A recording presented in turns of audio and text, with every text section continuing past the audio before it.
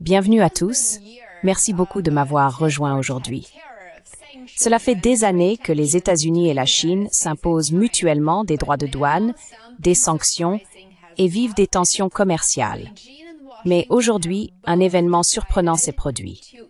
Pékin et Washington ont tous deux décidé d'alléger la pression, du moins pour l'instant. Pour la première fois depuis des mois, il semble y avoir un véritable signe de désescalade dans la guerre commerciale entre les États-Unis et la Chine. C'est donc une excellente nouvelle. Très rapidement, car c'est important. Pour rappel, le mois dernier, à huis clos à Londres, des négociateurs commerciaux des deux pays sont parvenus à un accord discret mais crucial qui sert actuellement de cadre pour lever les restrictions à l'exportation sur des biens industriels clés. Et désormais, l'URSS met en œuvre cet accord cadre.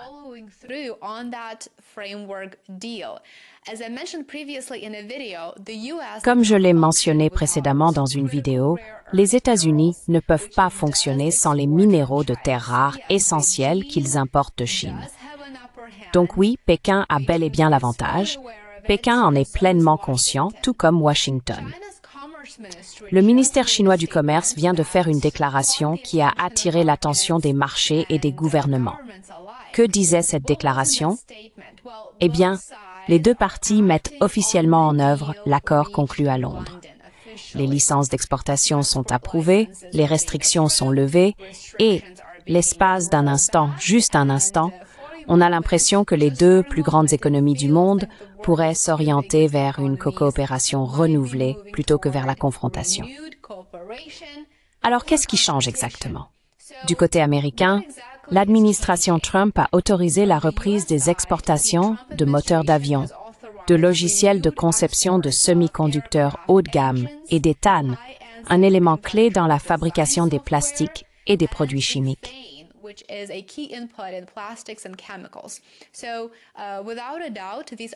Ainsi, sans aucun doute, il s'agit d'exportations de grande valeur et de haute technologie, et leur retour sur le marché chinois signale un changement, peut-être pas encore en termes de confiance, mais en termes de pragmatisme.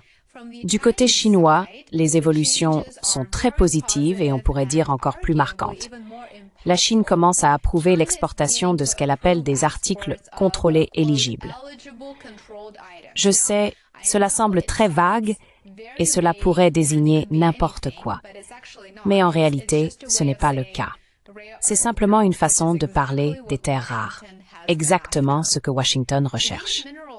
Ces minéraux ne sont peut-être pas connus du grand public, mais ils sont absolument essentiels à la vie moderne.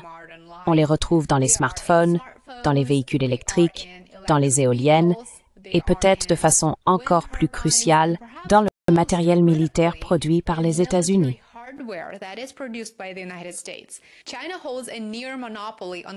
La Chine détient presque un monopole sur la production mondiale, et cela s'explique par ses capacités de production. Capacités que les États-Unis n'ont pas actuellement, comme je l'ai expliqué en détail dans une récente vidéo. C'est donc grâce à ces capacités de production que la Chine est le leader de l'industrie. Depuis décembre, la Chine avait restreint les exportations de terres rares, renforçant ainsi son emprise et mettant la pression sur les fabricants américains et européens qui dépendent de ces ressources.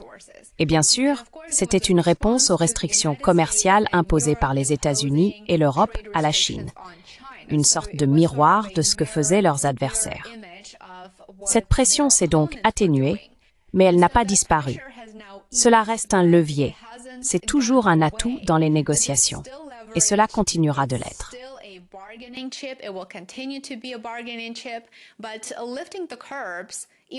Mais lever les restrictions, même partiellement, constitue un pas vers une trêve fragile. Et c'est bien sûr un pas dans la bonne direction. Maintenant, parlons du calendrier. Le calendrier n'est pas aléatoire. Ce n'est absolument pas une coïncidence. En avril dernier, la guerre commerciale a atteint un nouveau palier. Les droits de douane des deux côtés ont grimpé à plus de 100% dans certains cas. Les politiques de l'administration Trump ont poussé les deux économies vers la confrontation. Mais depuis, les deux pays ont légèrement reculé. Rappelez-vous, il y a toujours cette pause de 90 jours sur les droits de douane. les États-Unis ont abaissé leurs droits à 55%. La Chine a répondu en réduisant les siens à seulement 10%. Cette récente décision concernant les restrictions à l'exportation semble s'inscrire dans la même logique.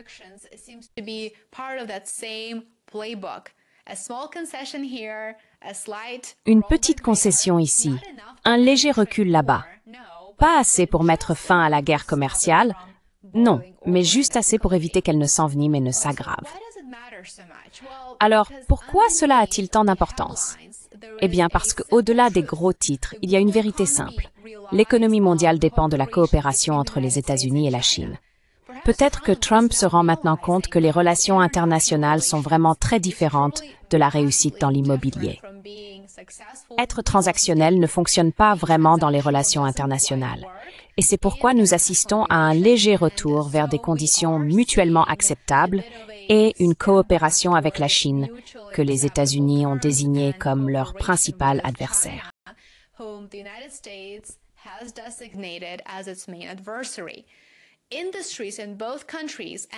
Les industries des deux pays et au-delà sont bien sûr profondément interconnectées. Les sous-traitants de la défense américaine dépendent des terres rares chinoises pour fabriquer des systèmes de vision nocturne et des munitions intelligentes. Et bien entendu, les entreprises technologiques chinoises s'appuient sur des puces et des outils logiciels conçus aux États-Unis pour fabriquer des semi-conducteurs. Donc, si ces chaînes d'approvisionnement se brisent, tout le monde y perd. C'est désormais très clair. Et c'est là le danger, la perturbation des chaînes d'approvisionnement. Car si l'assouplissement des exportations est une bonne nouvelle aujourd'hui, il repose sur des bases très fragiles. Mais voici le problème. Rien ne garantit que cette détente va durer. Les tensions autour de Taïwan, les patrouilles en mer de Chine méridionale, les sanctions, la cybersécurité, chacun de ces éléments pourrait raviver l'hostilité.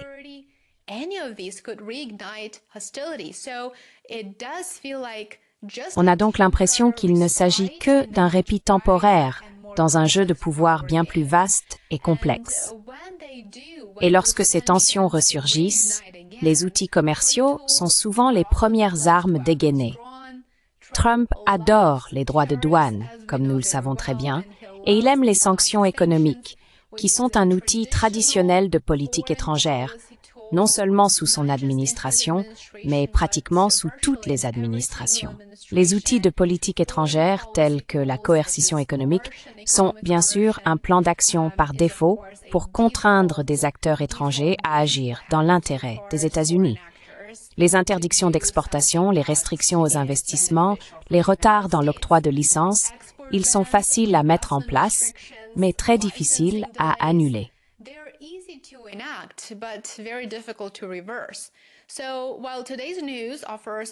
Ainsi, même si les nouvelles d'aujourd'hui apportent un souffle de soulagement, demain pourrait amener une nouvelle vague de représailles et d'escalade. Pourtant, ce moment compte. Il compte, car il montre que même à une époque de grande rivalité entre puissances, la coopération reste possible. Il est devenu parfaitement clair que l'instrumentalisation du commerce, en particulier autour des technologies et des minerais critiques, a un coût extrêmement élevé.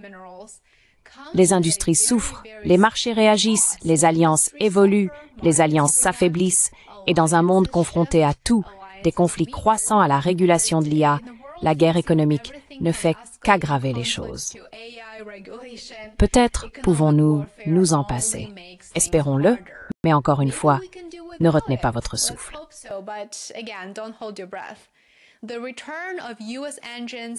Le retour des moteurs et des logiciels américains dans les usines chinoises, ainsi que la reprise progressive des exportations chinoises de terres rares, indiquent que les deux gouvernements voient un intérêt dans la stabilité, même si elle n'est que temporaire. La prochaine grande question: cet accord limité peut-il ouvrir la voie à quelque chose de plus large, de plus stable et peut-être de permanent, un véritable accord commercial? Peut-être, par exemple, un traité limitant les futures restrictions à l'exportation. C'est possible. Mais il ne faut pas s'attendre à ce que Pékin renonce de sitôt à sa domination sur les terres rares. Les États-Unis sont encore à des années de développer leur propre chaîne d'approvisionnement fiable pour ces minéraux. Et la Chine le sait.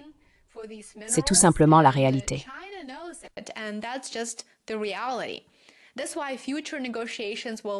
C'est pourquoi les futures négociations dépendront probablement des terres rares et de ce que la Chine sera prête à concéder, sachant que les États-Unis n'auront d'autre choix que de revenir en demander davantage. Pour l'instant, cette trêve est une victoire pour les entreprises, pour les marchés, pour la diplomatie, mais c'est aussi un rappel que dans le commerce mondial, la paix est aujourd'hui temporaire et que chaque exportation peut devenir une arme lors du prochain affrontement. Montrez votre soutien. J'espère que cette vidéo vous a plu. Likez, abonnez-vous et partagez, cela m'aide énormément. Soutenez mon travail sur Substack et Patreon, vous trouverez les liens ci-dessous dans la description de la vidéo. Et je vous retrouve très bientôt ici. À bientôt. I will see you back here soon. Bye for now.